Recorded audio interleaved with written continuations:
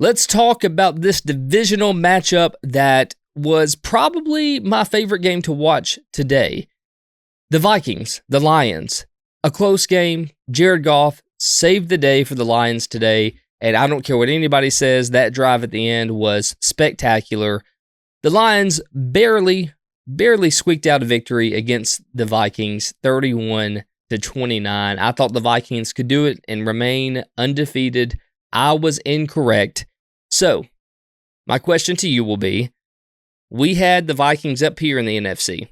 They were undefeated. Like nobody could hold a torch to these guys. You said the Sam Darnold regression was coming. I don't believe it did today.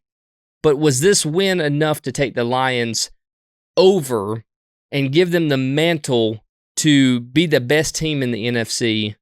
What do you say? I think absolutely. And if you want to go back and check our picks video, I picked the Lions to win this game because I just figured they would be a more physical football team.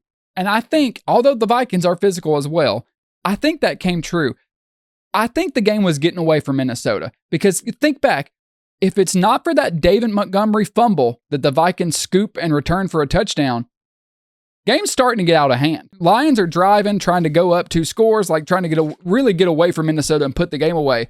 Obviously, I'm not saying, well, if this didn't happen, it happened. Well, the defense made a play. Exactly. And the Vikings defensive unit is obviously great. They're one of the best defensive units in the league, 6th in defensive points allowed every week. So you can't knock them for that. But it did feel like the Lions were kind of controlling this game for the most part. Sam Darnold did good. Matter of fact, let's just look at the 2 quarterbacks before we look at the box score.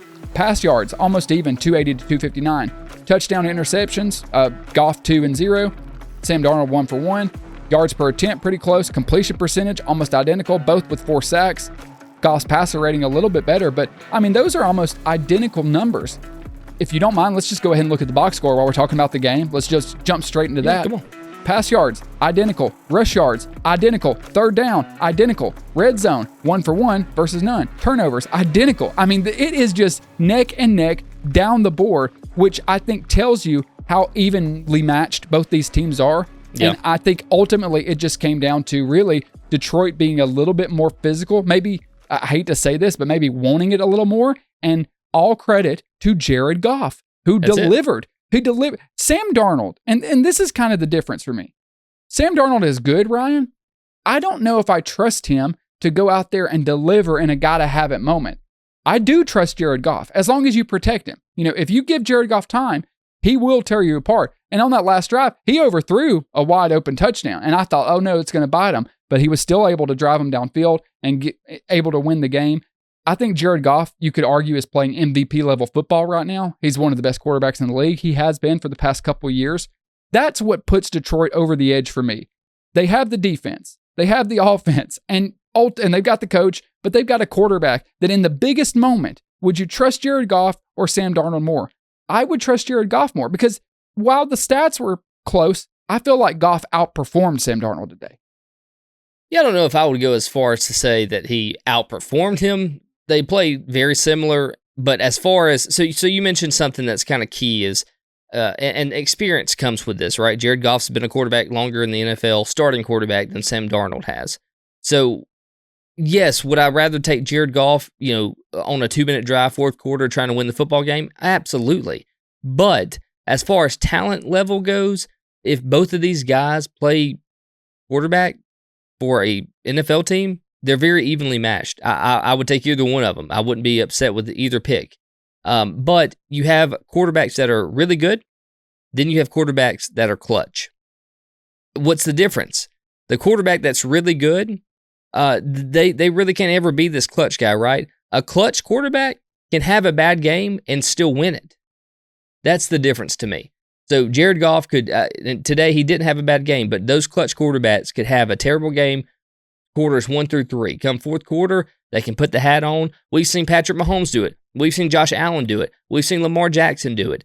They could have a terrible game, but yet they still find a way to win.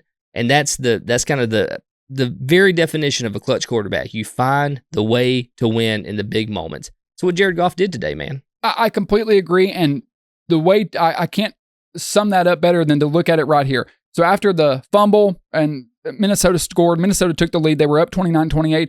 Then Detroit, they went 3 and out, negative 10 yards, punted it right back. Minnesota got the ball, Ryan, leading the game by 1 point. They got the ball with 4 minutes left in the clock. Sam Darnold had the ball and the lead with 4 minutes left. All you got to do is get a couple first downs. That's and it. They couldn't do it. 3 plays and 6 yards, got to punt it. An Aaron Jones run, and then an incomplete pass on 3rd and 4. They punted it. Jared Goff got the ball, and he drove them downfield for the winning field goal. That was it. It came down to those 2 drives. Now, I know you can say they ran it on 1st and 2nd, but Sam Darnold had a chance on 3rd and 4. He didn't deliver. Jared Goff did. That's the difference in these two teams.